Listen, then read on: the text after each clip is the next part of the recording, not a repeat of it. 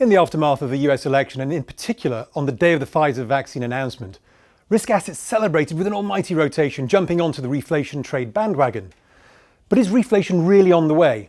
Or do we first have to negotiate a difficult few months ahead? That's the big conversation.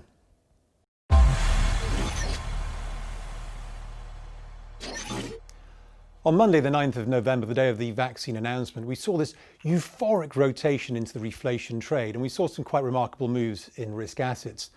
If you look at the Russell 1000 value, this is the beaten up sector, the values, versus the growth sector, and value of things like cyclicals, we saw the largest one-day outperformance of value over growth that we've ever seen. When we look at the S&P sectors, we can see a similar story where things like the energy sector and the financials massively outperformed. Again, these are beaten up sectors. Financials were up about 8% and the energy sector up about 14%. And it wasn't just in US stocks. We saw US bond yields, here's the 10-year. It touched 1%. Now, this is the highest level that we've seen since that mayhem of March earlier this year.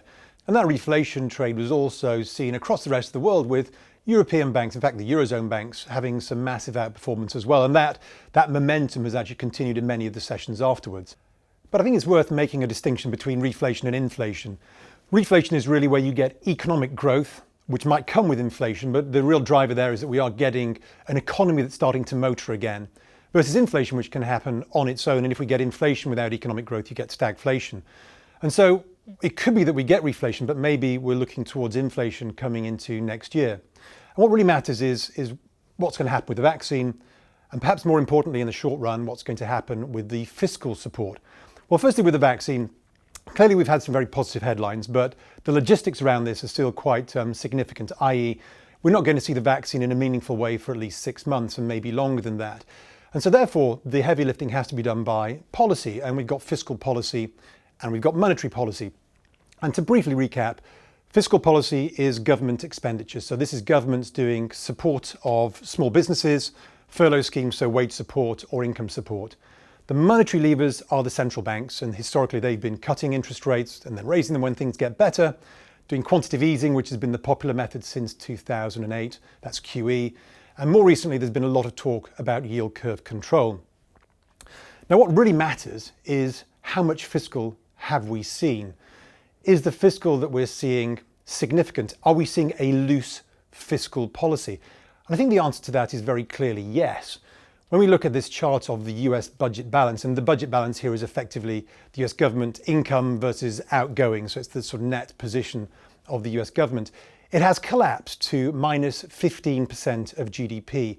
And I think this is the lowest level of any major economy, certainly any major developed economy at the moment. If we also look at measures of debt to GDP, we can see again that debt to GDP ratios have exploded higher in 2020. Now, partly that is because we've seen GDP collapse in the second quarter of this year, but nonetheless, it shows that there is a significant fiscal impulse. But is that fiscal impulse enough? Is that impulse support? Is it recovery? Or is it growth? And I think it's still life support at the moment. And the reason why I think it's still life support is because we're probably going to go into a double dip recession in many parts of certainly the developed markets of Europe and the US. And we can see that GDP had that massive collapse in Q2. It's rebounded, but now real live data is suggesting that economies are slowing down once more. So we might get a decline in GDP in Q4 and maybe into Q1 of 2021. And we can see this in a number of the sectors. So for instance, if you look at airline traffic, airline domestic traffic in the US, it's starting to recover, but it is absolutely nowhere near the levels of pre-February. And the same is repeated through the restaurant industry and many other of the leisure and recreational industries that we have.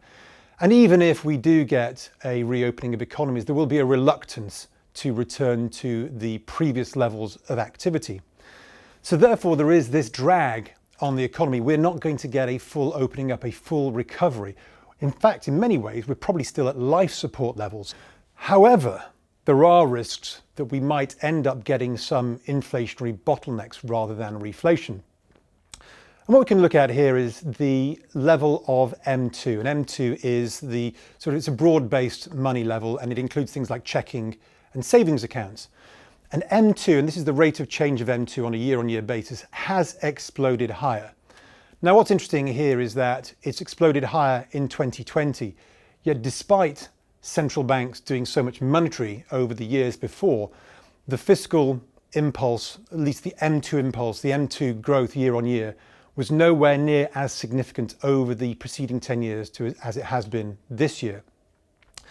Now, one of the problems that we've had in terms of inflation has been the mechanism for getting effectively liquidity into the overall system. When we look at what central banks have been doing, is they've been crediting the reserves of the commercial banks. But for money to grow, you need the commercial banks to lend that out to the real economy. And for that, you need those commercial banks to want to lend, but you also need the public and consumers, that is, and corporates to want to borrow. And on both sides, there's been a reluctance. So you've not had a simple mechanism for getting the reserves on commercial banks into the real economy. But what the US has done during the pandemic is that they guaranteed some of those bank loans. So they've given some protection to banks, which is going to encourage them to lend out. And what's more, we've seen a massive increase in US savings. In fact, we've seen a massive increase in savings in Europe as well. But you can see here that the savings ratio in the US reached over 30%, close to 35%. And even today at 14%, it's well above the 20 or 30 year average. And when you look at that in actual personal savings, we've seen an increase of over $1 trillion over this year. So that's currently been saved by consumers. And I guess what people are worried about in terms of the inflation that could come is whether that could suddenly become, or that could suddenly be moved into the real economy. One of the questions is whether it will firstly be hoarded. Are consumers still worried about the future? And this goes back to, are we coming out of lockdowns and into a true reflationary impulse, or are people still worried about the short-term future? Over the summer, you saw quite a lot of expenditures because there was a novelty in being in lockdown and people spent on home improvements, etc. Today, people are a little bit more worried that this is an ongoing problem, even with the vaccine on the horizon. And yes, risk assets want to price 6 months into the future, but perhaps we actually have to price 6 months worth of a COVID winter before we can price in the potential reflation of a vaccine. Now, what that therefore creates is the potential of no growth, but what if we do see a little bit of consumption picking up? And the reason why this matters is that over this period, we've seen inventories decline. We've seen bottlenecks created. Those bottlenecks have been created because if you think of those supply chains, they've been broken. And therefore, we've got an environment where productivity is perhaps lower than it should be, but pent-up consumption or potential consumption from those savings could be a lot higher. Now, at the moment, what we've seen is that the velocity of money has been collapsing. So even as things like balance sheets have expanded, and even as personal savings have increased, the velocity of M2 has declined. So far, those savings have not found their way into the economy.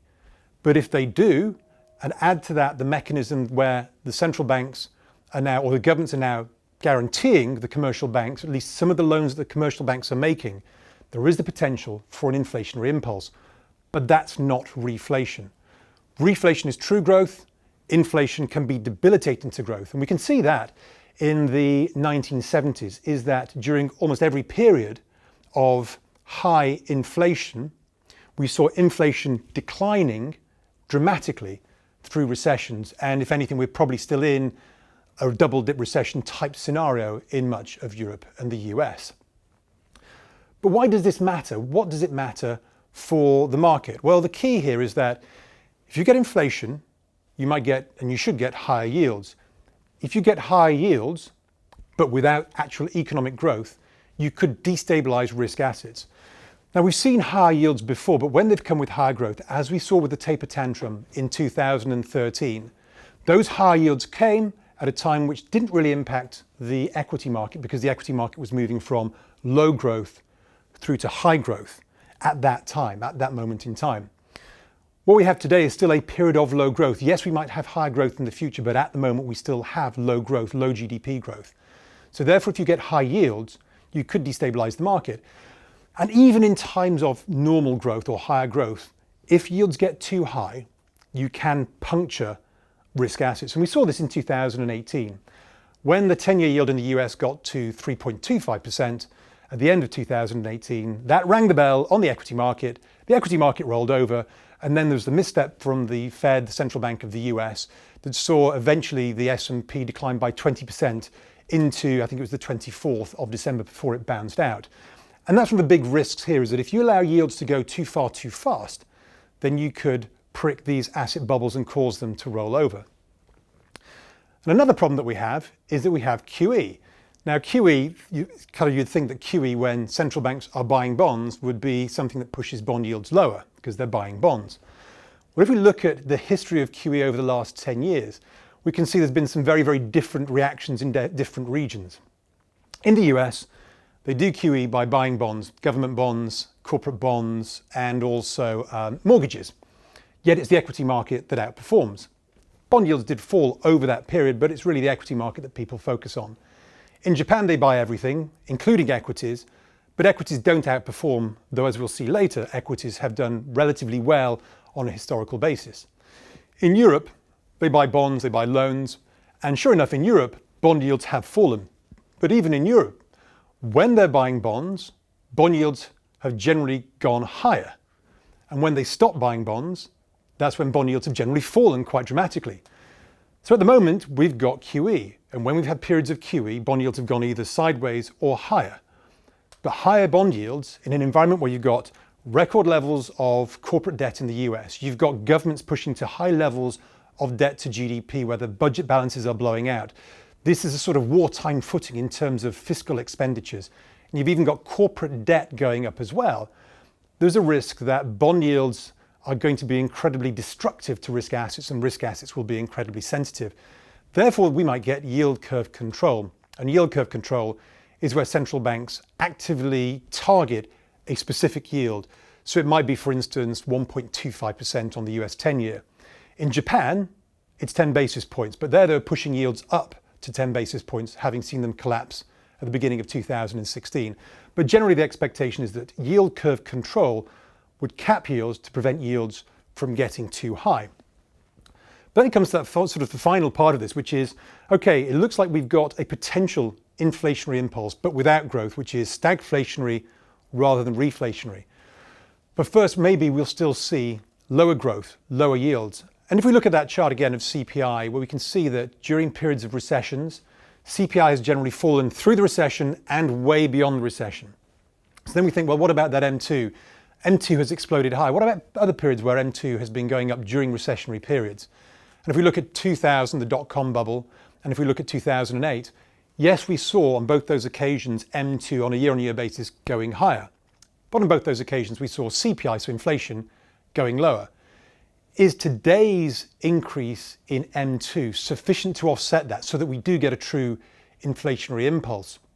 Well, if we look at CPI versus the year-on-year change in the velocity of money, and this is a 20 months, a 5-quarter differential between the two, what we can see here is that we would expect CPI to fall about 5 quarters after such a massive decline on the year-on-year change in the velocity of money.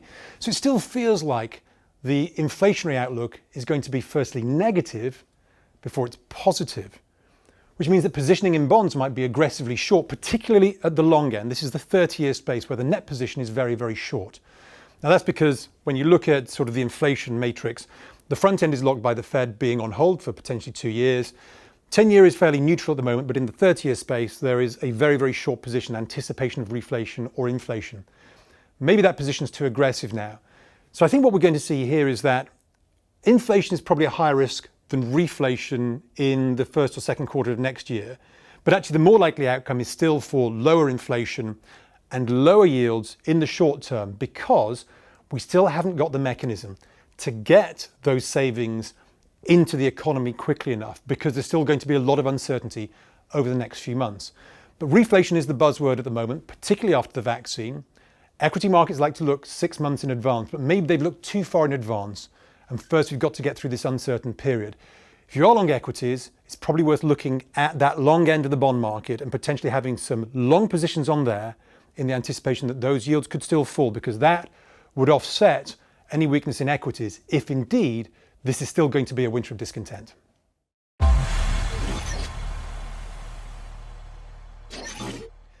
In the last section, we looked at the potential for reflation, inflation, and in fact, a continued slowdown. But reflation is obviously one of the bits which people are really focusing on. So what would happen, or what should we expect if we do get true reflation? And again, I'd like to emphasize reflation here. I'm thinking of economic growth, not just the inflationary impulse. And I think there's two other elements to this as well. One is that when we've seen reflation before, it's really been driven by, it's almost been like an organic growth. It's been a sort of true growth. But often the impulses in the last 20 years come from places like China. Perhaps the big reflation trade was post the dot-com bubble between 2002 and 2008, where we saw China really coming into the global economy. To a lesser extent, we saw reflation in 2016 and 2017. Again, when we saw the Chinese credit impulse pick up, and we saw initially a rebound in commodities. This was after the commodity and industrial bust of 2014 and 2015. Now, on all those occasions, what we saw was a weaker US dollar. And so a weaker US dollar has some very significant implications for risk assets. So should we see this again? Well, if we get a fiscal-based reflation, which is driven by government expenditures, particularly out of the US and maybe Europe, should we expect the dollar to fall again? And the assumption that people are seeming to take here is that yes, we should. Although the big problem here is if the US is doing it, but Europe's also doing it, and Japan's also doing it, then is the US doing it in enough size to destabilize the dollar to the downside? Or in fact, is it the euro and the yen that might be the biggest movers? And I think at the moment we've got this fiscal impasse because we probably won't get any expenditure out of the US government because there's not a unified government unless something happens in Georgia in the new year, which seems relatively unlikely. Therefore, there's probably going to be a bit of to and fro before we get the next fiscal. And in Europe, the ECB, or at least the European authorities, their fiscal will not be forthcoming because they've only just agreed a deal back in July of this year. So we're looking for the ECB to do more monetary in December the 10th. I think the Fed comes on the 16th. But let's say we did get a proper fiscal impulse from the US. The assumption still is that if it's the US and they go in the big enough size, then the dollar will fall. And the dollar has significant implications. And this is because of the dollar smile. If we get reflation, what we should see is dollar on the back foot. Now, that's not really dollar weakness. What it is actually other currencies that are stronger, other economies that are doing well. If you get coordinated global growth, coordinated global reflation, emerging markets should do well, as we saw in the decade of 2000 to 2010, particularly 02 to 08. And therefore the dollar is weak because those higher beta currencies are doing better. And this is a chart we've seen before. This is the dollar smile. And that dollar smile is where you've got strength in the dollar when you've got strength in the US economy. Make the US strong again, as we saw at the end of 2016. When you've got global weakness, you often see the dollar strength because of weakness elsewhere. So that's the rush to safety, the safe haven trade. But in the middle of 2016, you had the bottom of the dollar smile where the Chinese growth impulse was allowing global coordinated growth to kick in. And that actually lasted for 2 years with just that dollar impulse at the end of 2016 after the Trump election back then. But what's remarkable is that, or what is I think a remarkable chart is when you look at the dollar, this is the DXY versus the ratio of the S&P versus the MSCI emerging markets. And on this chart, you can see when the DXY is falling, this is the dollar that's weak, you can see that the S&P underperforms MSCI emerging markets, so therefore the chart's going down. In 2008, you started to see a bottom in the DXY, and then in that disinflationary rebound we got out of 2008's financial crash, you saw the dollar strengthening again, and US equities led, emerging market equities led by particularly the US tech sector. But that reflationary environment, if we expect reflation, we should expect the dollar to fall, and therefore we should expect emerging market equities to outperform. Perhaps one of the great reflationary trades of the last 20, 30 years is Japan. And so that's another one to look at. And why is that a reflationary trade? Why is it the one that all the big hedge funds used to like? Well, in this chart here between 1991 and 2012, you can see that the Nikkei 225, the Japanese equity market, versus the US 10-year yield, they're in lockstep for a 20-odd year period. In fact, this is rebased to 100, so they actually fell together about the same amount. Now roll on post-2012, and you can see how Arbonomics actually did break the stranglehold of reflation or the reflationary impulse of yields, and actually Japanese equities started to break away and perform pretty well. So the Japanese equity market is an inflationary market because you can see here how When US 10-year yields rallied, going up, those were periods of growth, reflation, and the Nikkei Japan being an exporting nation, did well. When yields were rolling over, Japanese equities performed less well because remember, demographically and internally, there was deflation and disinflation going on. Now, Abenomics broke that in 2012, where you saw the equity market break that stranglehold, but ultimately, it's still very much a reflationary style of market. And although we're still below the 1989 peak, it does look like, particularly led by the Nikkei 225, that Japanese equities are performing pretty well. If there is a reflationary impulse, they should do well too. In Europe, it's less clear cut. Europe needs emerging markets to perform before Europe can perform. A lot of European exports are to emerging markets, and therefore, if I was looking at reflation, I'd look at emerging markets well before Europe. And if I was looking at Europe, I would look at the DAX first and foremost, because that's one of the big exporters, particularly of industrial goods, to those emerging markets.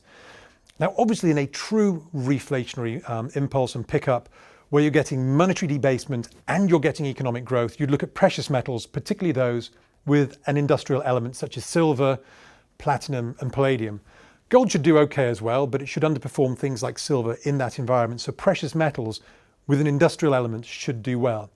So overall, if we're looking for a true reflationary impulse, you want to look at emerging market equities first.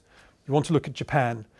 But if yield curve control comes in, keeping those yields below so that there is no real move in yields and real move in bonds, then my guess is still that those passive funds, which have dominated flows for much of the last 5 to 10 years, will still look at those US tech stocks. So this is not a story about US stocks necessarily going down or people moving out aggressively. It's simply about an outperformance in Japan and emerging markets if we get a true reflationary impulse. But my guess is that's not going to happen until well into next year and maybe beyond.